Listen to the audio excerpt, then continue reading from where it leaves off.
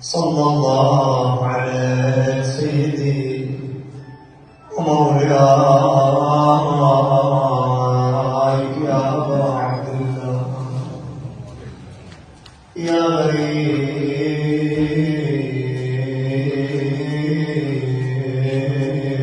يا مظلوم يا مظلوم يا عطشان يا حسين يا ابو علي يا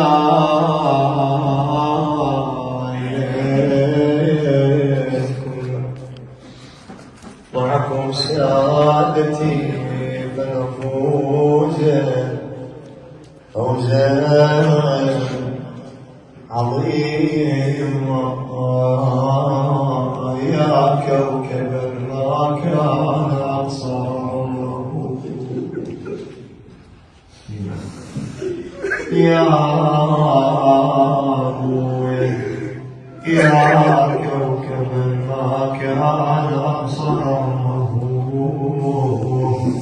وكذا تكون كواكب الأسماء جاورت أعدائي وجاورت شتان ما بين جواره وجواره ويا أبويا فمد نور العيون ولا بعد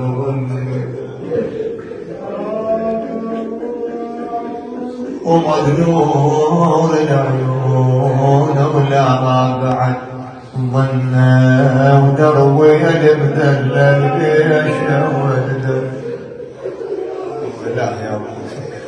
ودربي المذلل يا ابويا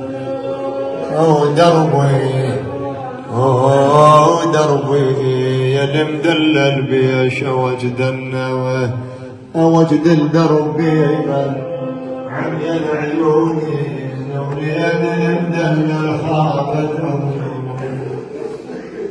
ابويا يا ابويا يا ابويا تغير لون وجهك يا بعد تغير لون وجهك يا بعد لوني وش وقت بالسعيد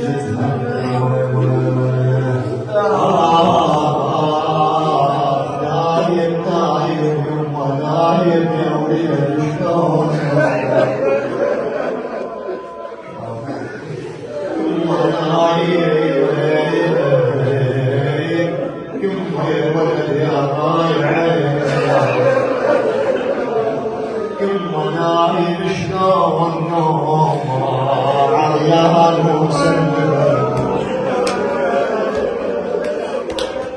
أظن الولد أظن الولد أظن الولد أظن الولد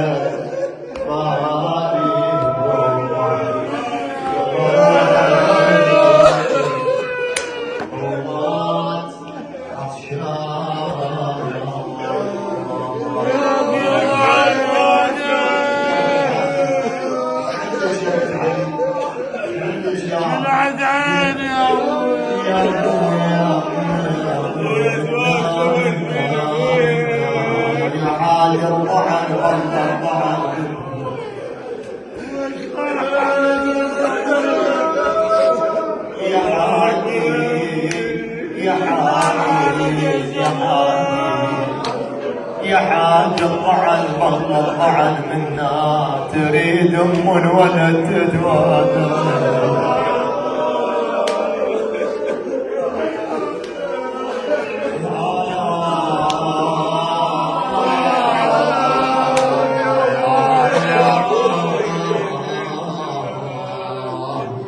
تريد ام ولد تتواتر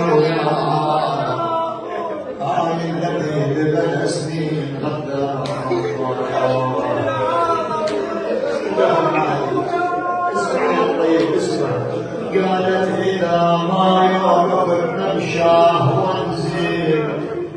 وسوي الولد عن الشمس وين يا ابوي شلون إذا ما يوم بالممشى وانزل وسوي الولد عن الشمس وين بروحي وموتى من عمل غدير روحي وموتى من على البيت. ليش يا ما قالت اقتل يا ناس فقد الولد يقتل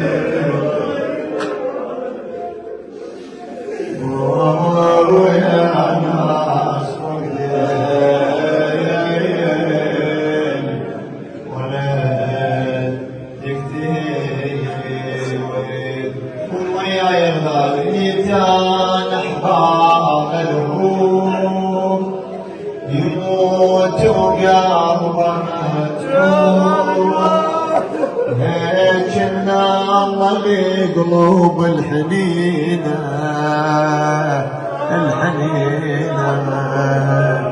الحنينة. اسمع يا الطيب الليل يكتين لليتاني عزاز قلبه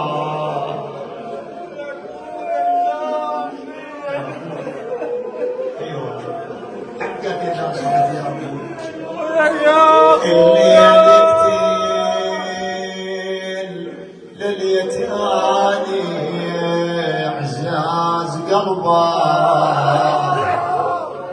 لا دواعك نوصف انتنا وناس غربة بعد يا زين يا قلبي تنبض الماء كلها مات اخواني راحوا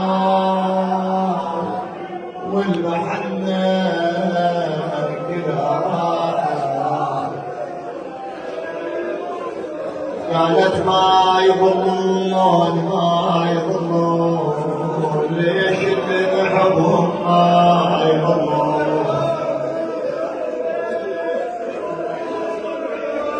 اخويا ما يضلون ليش اللي نحبهم ما يضلون ويكون البواج ترجع يموتون لابكي عليكم وعن العيون ولا ما يردون ايس يا قلبي ما يردون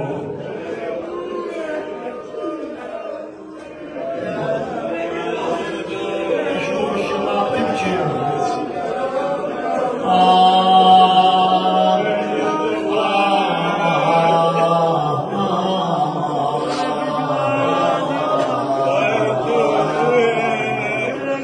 يا قلبي شيردهم بعد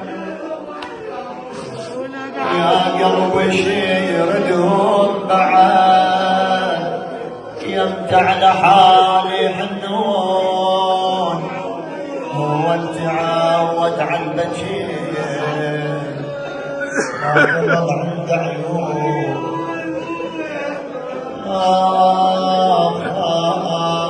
ويا ما فارقيته عليه متعوده وما فارقيته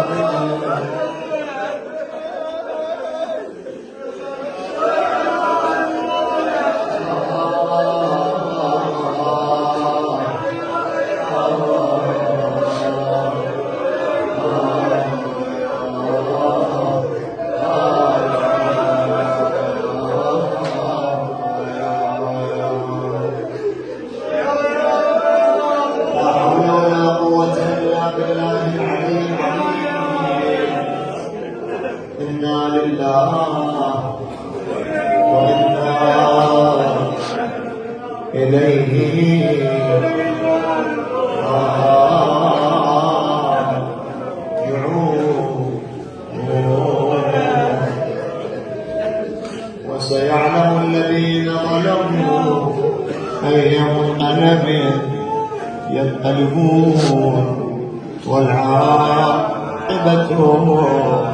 للمتقين.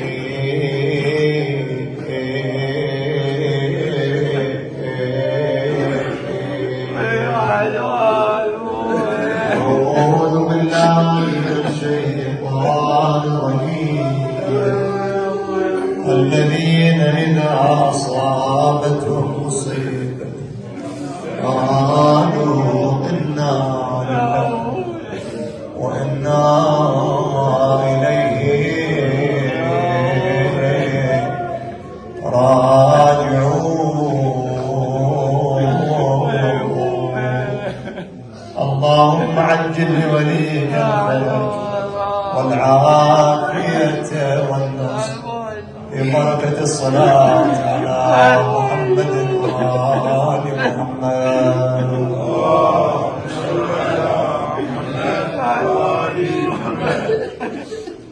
في بداية المجلس أيها الأحبة والأعزة أقدم لكم أحق التعازي حياكم سيدنا.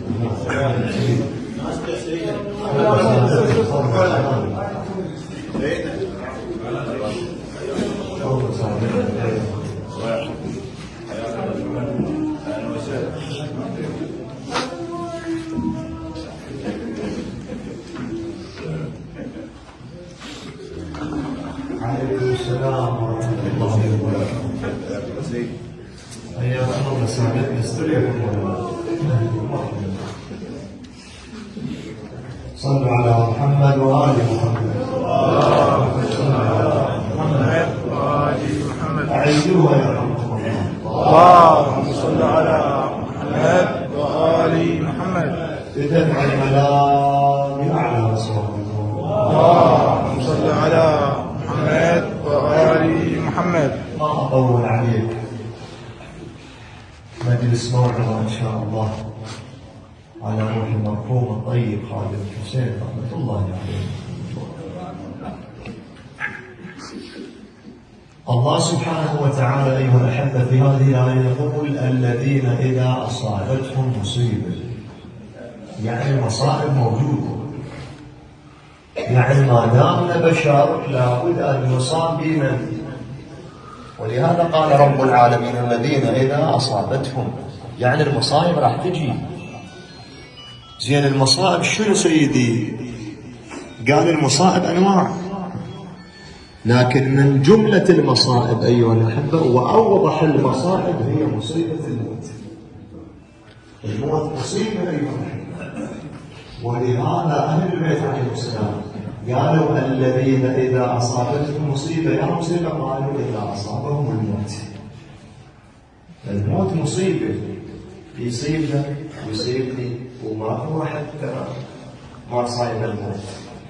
لو صايبة تشوف والده، لو عمامه، لو وليده، لو بخيه، لو أمه، هاي احنا قاعدين الآن أبد ماكو واحد ما نشوف لك أبد لما فيهم متحرك. أنا اللحظة بعدها نجد الدنيا نجد القدر مو في ولا هي هاي الدنيا، هي هاي الدنيا أيها. رب العالمين يقول الذين إذا أصابتهم مصيبة، يعني أصابهم الموت. الناس تختلف الوالد عن الوالد نسبة المصيبة. اللي عنده إيمان يفرض عن غير المؤمن، اللي عنده إيمان يبين وين مو بوقت الرخاء، لا يبين بوقت البلاء، وقت الشدة، وقت المصيبة. لا يبين على أنه مسلم إلى الله لو ما هو مسلم. ولهذا إبراهيم عليه السلام يوم اللي أخذ وليد إسماعيل، لمن أخذ؟ للنزهة أخذ شنو؟ أخذ للأنثى، لمن أخذ؟ قال أخذ للذبح. للذبح مو على أنه يذبح يرجع سالم، لا، عند شيء واحد أيها الأحبة إبراهيم، وهو شلون يطبق أمر الله سبحانه وتعالى بدون اعتراض. ولهذا حطوا بيده ولا لو حط السكين على اليمن على رقبته. يجي القرآن ينقل لنا هاي الصورة شو يقول؟ فلما أسلم، مو أسلم، أسلم مثنى. شنو أسلم؟ يعني الوالد ومنه والولد. الوالد سلم أمره إلى الله، والولد أيضا هم سلم أمره إلى الله. يا سبحان، أنت مو هاي. هسه إبراهيم عرفناه، إبراهيم الله سبحانه وتعالى فرض عليه أمر، لكن تعال قل لي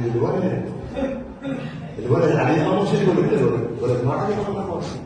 الولد إسماعيل ما عليه أمر، الوالد هو اللي عليه الأمر. يا بني إني أرى في المنام أني أنت مالك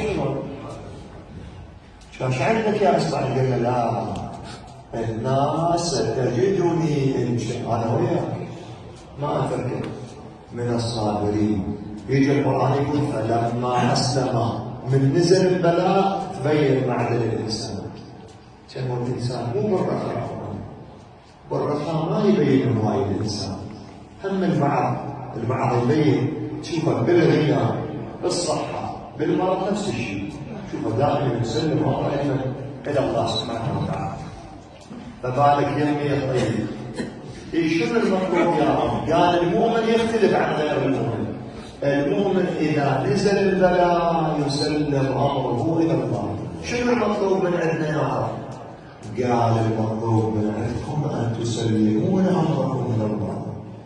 ولهذا هاي الكلمة اللي اسمها إنا لله وإنا إليه، هاي مو كلمة مال تعزيز، هذا إقرار، هذا الشعار منك أنت المؤمن إلى الله سبحانه وتعالى. قلت يا رب إنه هو اسمح لي، أنا الأب والولد اللي مات والأم والأخوة والأهل والعشيرة، إنا المن لله. هاي لا باللغة العربية يسمونها الملك، يعني احنا مملوكين المن لله. إنا لله. بعد قال وإنا إليه راجعون. يا رب الدخيل، أنقل هاي القضية وأسألك الدعاء، وأسأل من الله يقول يرزقنا هاي المرتبة. ترى هم درجات في الإيمان. مرات أكو واحد تلقى قلبه كذا، اسمه إنسان مؤمن يقول لك هذا اللي جرب عاد أنا أسلم أمري إلى الله والحمد لله على كل حال. أتذكر قريت بالميكروفون سيد النساء اللي قال شيخنا توفى أخوي وأنا اللي كان موجود هو السيد. قال يا شيخنا ورحنا للسيد الخوي رحمة الله عليه، زمن السيد الخوي طبعا عليه والدي، تدري الولد عزيز، فوالدي مبين عليه الأثر. قعدنا قبال السيد الخوي ولا يسولف ويا والدي.